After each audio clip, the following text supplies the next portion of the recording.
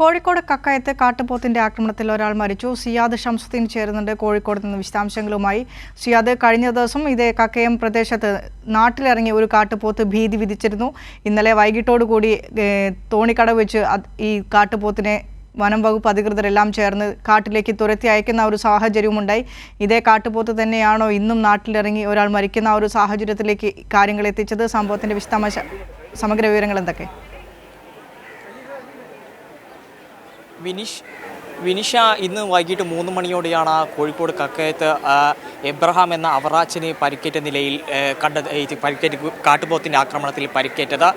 ഗുരുതരമായി പരിക്കേറ്റ ഇയാളെ മെഡിക്കൽ കോളേജ് ആശുപത്രിയിൽ പ്രവേശിച്ചെങ്കിലും അയാൾ മരണപ്പെടുകയായിരുന്നു.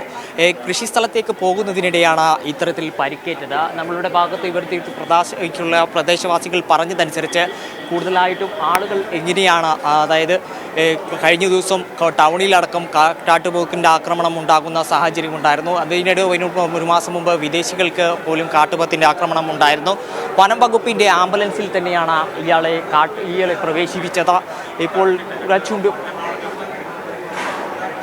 കൂരാച്ചുണ്ട് പഞ്ചായത്ത് പ്രസിഡന്റ് നമ്മളോടൊപ്പം ചേരുന്നുണ്ട്. എന്താണ് ഉണ്ടായത് അവിടെ? എന്താണ് കാട്ടുപോത്തിന്റെ ആക്രമണത്തിൽ എന്താണ് ഉണ്ടായത് അവിടെ? ഇന്ന് 3 മണിയോടുകൂടിയാണ് പാലാട്ടി അവറാച്ച് എന്ന് പറയുന്ന കർഷകൻ അദ്ദേഹത്തിൻ്റെ കൃഷിസ്ഥലത്തേക്ക് പോയത്. അവിടെ വെച്ചാണ് കാട്ടുപോത്ത് ആക്രമണം ഉണ്ടായത്. അദ്ദേഹത്തിൻ്റെ കരച്ചിൽ കേട്ട് സമീപത്തുള്ള സ്ത്രീയാണ് ആളുകളെ അറിയിക്കുകയും അതിൻ്റെ അടിസ്ഥാനത്തിൽ ആളുകൾ പോയപ്പോഴാണ് ഈ അവറാച്ചൻ ഇതുപോലെ ഗുരുതര പരിക്ക് പറ്റി കിടക്കുന്നുണ്ടായി. ഇതേപോലെ ഇന്നലെ ഗുരാച്ചനിൽ ഒരു കാട്ടുപോത്തുണ്ട്. ഗുരാച്ചനിൽ ഇന്നലെ ജനവാസ മേഖലയിലാണ് കാട്ടുപോത്തുണ്ടായത്. ഒരു ദിവസത്തോളം എന്ന് പറയുന്ന പോലെ കാട്ടുപോത്ത് ഇന്നലെ ജനവാസ മേഖലയിൽ കൂടെ സഞ്ചരിക്കുകയാണ്.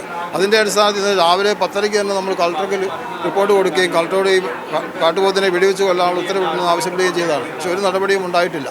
DFOയോടും ആവശ്യപ്പെട്ടതാണ്, ഒരു നടപടിയും ഉണ്ടായിട്ടില്ല. ഇന്നലെ മയക്കുവെടി വയ്ക്കാനുള്ള സംവിധാനം പോലും അവിടെ എത്തിയിട്ടില്ല എന്നുള്ളതാണ് യാഥാർത്ഥ്യം. വളരെ ഗുരുതരമായ സ്ഥിതിയാണ് ഗുരാച്ചൻ്റെ മേഖലയിൽ. അത് അറിയാൻ കഴിയില്ല. കാട്ടുപോത്തിൽ ഏത് കാട്ടുപോത്ത് ആക്രമിച്ചതെന്ന് നമുക്ക് അറിയാൻ കഴിയും. കാട്ടുപോത്തിൻ്റെ കൂട്ടമായിട്ടാണല്ലോ വരുന്നത്. അതിൽ ഏത് കാട്ടുപോത്താണ് ആക്രമിച്ചതെന്ന് നമുക്ക് അറിയാൻ കഴിയില്ല. വളരെ ഗുരുതരമായ സ്ഥിതി നമ്മുടെ ഗുരാച്ചന് സംജാതമായിരുന്നു. ആനശല്യം വേറൊരു ഭാഗത്ത് ഫെൻസിങ് ഏർപ്പെടുത്തും എന്ന് പറയുന്നതല്ലാണ്ട് ഒരു സംവിധാനവും ആയിട്ടില്ല. കർഷകർ വളരെ ഭീതിയിൽ കഴിഞ്ഞുകൊണ്ടിരിക്കുകയാണ്.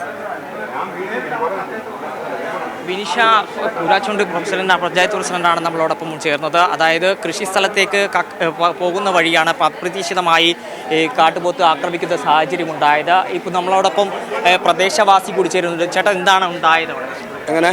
എന്താണ് അവിടെ ഉണ്ടായത്? അവിടെ ഇപ്പോൾ ഈ സംഭവം നടന്നിടത്ത് തന്നെ സ്വന്തം കൃഷിയിടത്തു നിന്നാണ് ഈ ആൾ ആക്രമിക്കപ്പെടുന്നത്. ഈ അവറാച്ചൻ എന്ന് പറഞ്ഞ ആൾ സ്വന്തം കൃഷിയിടത്തു നിന്നാണ് ഈ ആക്രമിക്കപ്പെടുന്നത്.